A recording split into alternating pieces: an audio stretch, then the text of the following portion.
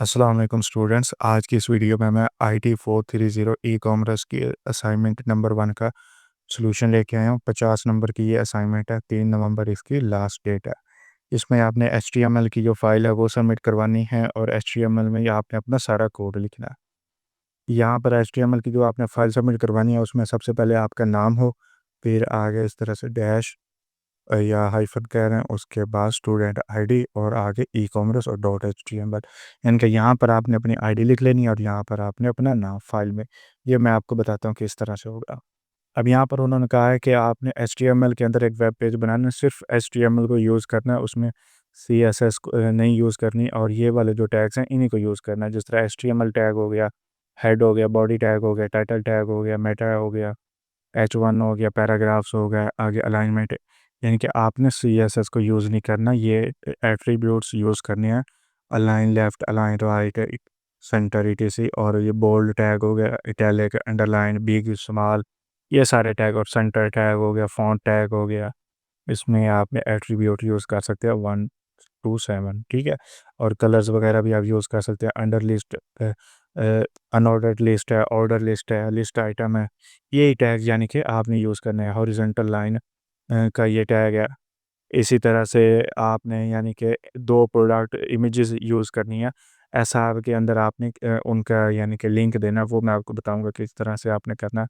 उसके बाद anchor tag आपने 3 यूज़ करने, 3 यानी कि आपने नेविगेशन लिंक यूज़ करने हैं, उनके अंदर एंकर टैग लगाना है और एंकर के अंदर फिर आपने लिंक देना है। और एक आपने कोई वेबसाइट का देना है, कोई मेल दे सकते हैं, 3 लिंक देने लाज़मी हैं।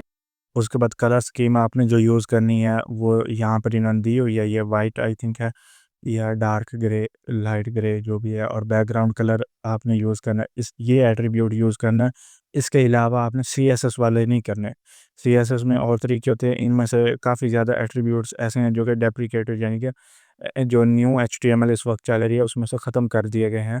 लेकिन इन्होंने कहा है पुरानी यूज़ करनी है, तो जिस तरह से ये कह रहे हैं वैसे ही करनी है ताकि नंबर्स कट ना हो। अब यहाँ टेबल जो बनाना है, प्रोडक्ट टेबल होना चाहिए, उसमें table row, table TD, table column को कहते हैं, टेबल हेड होना चाहिए और कैप्शन होनी चाहिए टेबल की।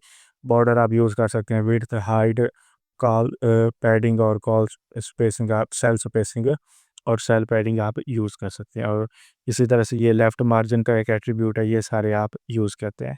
CSS को यूज़ नहीं करना, मेन चीज़ यही है, सारी HTML के अंदर बनानी है। और उसके बाद सबमिट वैल्यू यानी कि जो इनपुट टाइप हो वहाँ पर बटन आपने जो लगाना है वो सबमिट हो, उसकी सबमिट टाइप हो और उसके बाद वैल्यू उसकी टेक्स्ट हो।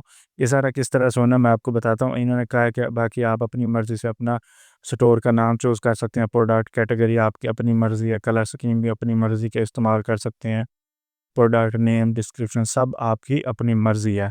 और लेआउट डिज़ाइन जिस तरह से इन्होंने कहा है वो आप कर सकते हैं। तो ये बनानी है वेबसाइट। अब इसको बनाने के लिए मेरे पास कोड है, यहाँ पर ये कोड है सारा। तो अब इसको ना बनाने के कई तरीके हैं। एक तो ये है कि आप कोई भी IDE यानी कि इंटीग्रेटेड डेवलपमेंट एनवायरनमेंट इंस्टॉल कर लें अपनी विंडोज़ में, तो उसके ज़रिए बनाएँ। उसके लिए वो थोड़ा-सा लेंथी है, बाद बंदों के होगा वो इंस्टॉल, बाद से नहीं होगा।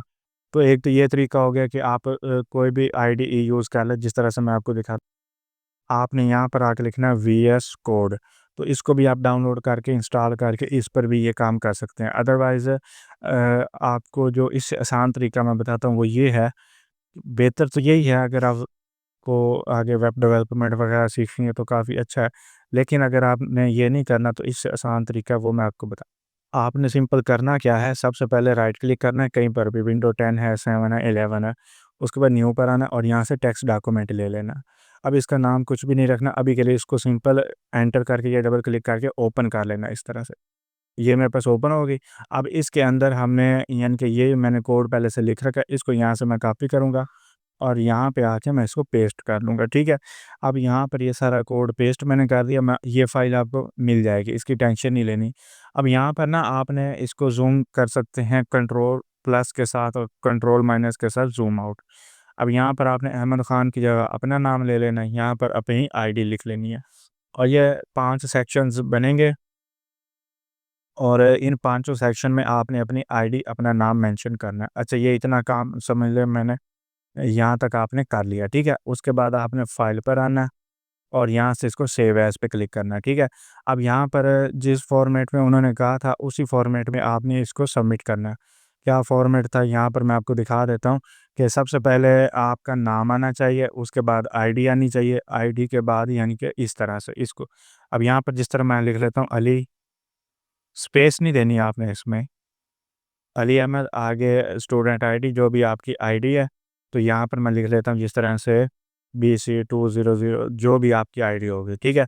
उसके बाद .html आपने रहने देना और यहाँ से टेक्स्ट डॉक्यूमेंट इसको नहीं छेड़ना। अब यहाँ पर मैंने एंड पे याद रहे .html लगाना है सेम उसी तरीके से, अगर आप कुछ और लगा देंगे तो ये फाइल रन नहीं होगी। तो यहाँ पर मैं इसको सेव करूँ, तो यहाँ पर देखें जो मैंने अभी सेव की थी तो वो इस तरह से उसके साथ क्रोम का आइकन बन के आ गया, या जो भी आपके पास ब्राउज़र है उसका। अब मैं इस पर डबल क्लिक करूँगा तो ये मेरे पास क्रोम में ओपन हो गई है, ये देख सकते हैं यही फाइल है। अच्छा, अब यहाँ पर बैकग्राउंड में एक इमेज लगी हुई जो कि बिल्कुल टेक्स्ट को विजिबल ही नहीं कर रही सही तरीके से, तो ये चीज़ें हमने सेट करनी है। जिस तरह ये प्रोडक्ट्स है, अभी यहाँ पर प्रोडक्ट इमेजेस लगानी है, अब जो भी चीज़ है तो ये सेटिंग करते हैं। अब सबसे पहले बैकग्राउंड में इमेज लगाने के लिए मैं यहाँ पर आऊँगा और एक फ्री वेबसाइट है pexels.com, इसको आपने ओपन कर लेना है। इसको ओपन कर लेना है, यहाँ पर आपको फ्री में इमेजेस मिल जाती हैं।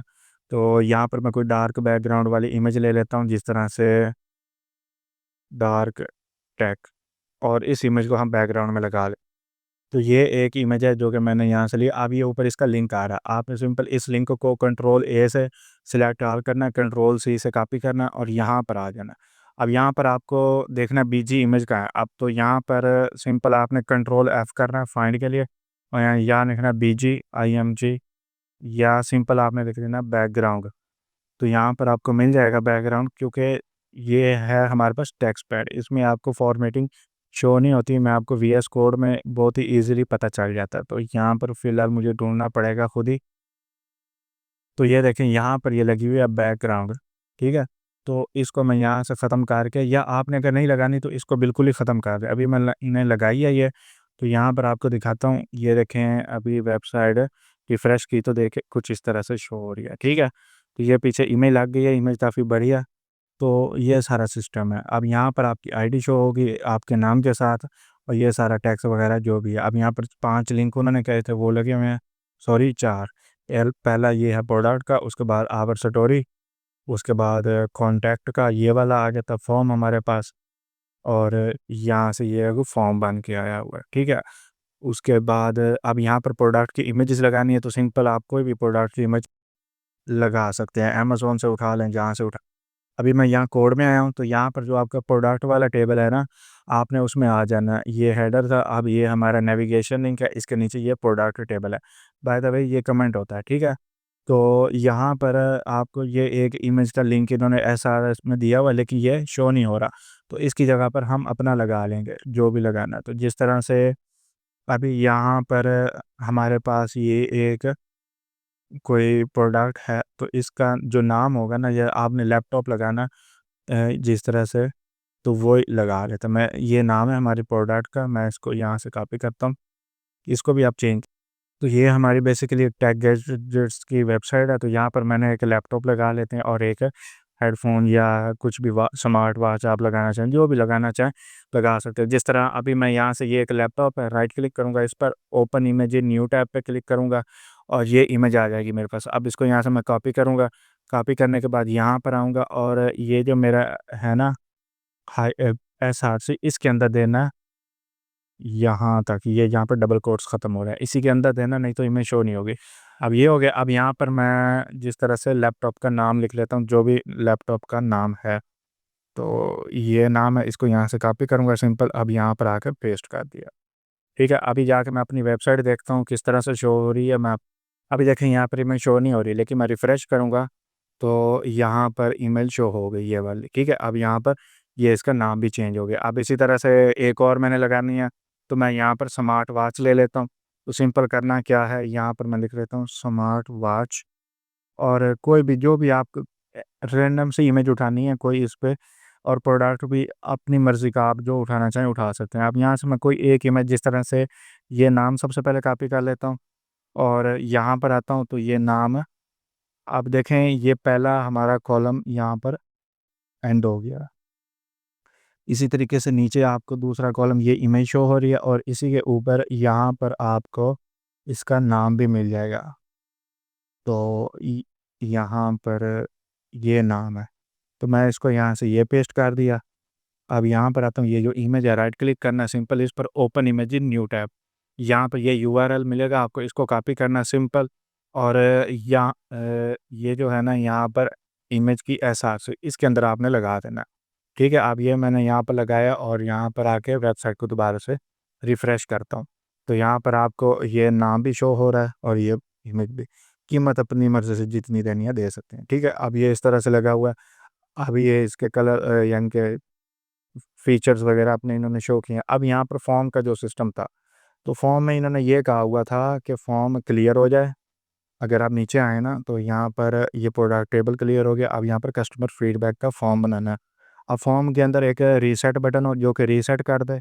अब जिस तरह से यहाँ पर मैं कुछ भी लिख देता हूँ और यहाँ पर मैं एक मेल दे देता हूँ ऐसे ही रैंडम, और क्लियर फॉर्म पे क्लिक करता हूँ तो ये क्लियर हो गया। ठीक है, इसी तरह से अगर मैं यहाँ पर ये एक मेल दे देता हूँ और इसी तरह से ये दे दी और यहाँ से कोई भी मैसेज लिख के इसको सबमिट करता हूँ तो ये आगे मेल पे सेंड होने लग जाएगा। तो इतना काम है, यहाँ पर आपने आईडी वगैरह अपनी चेंज कर लेनी है।